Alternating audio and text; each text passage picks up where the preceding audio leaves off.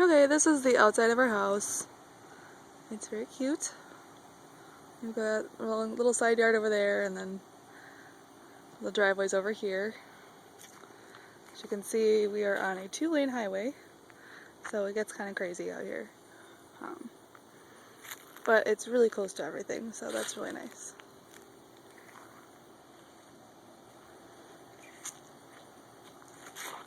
We have actually a pear tree and an apple tree right there.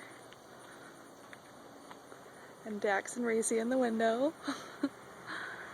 This way is just our side yard where we keep the garbage cans and stuff. There's a little deck off there. So we'll walk down this way.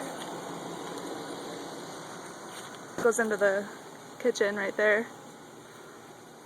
And then there's a garage.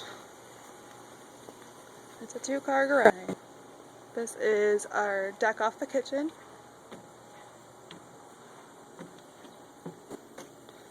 Plenty of space, Mom and Dad.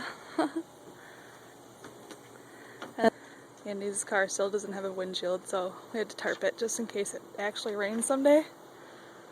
There's the 2-car garage, it's big.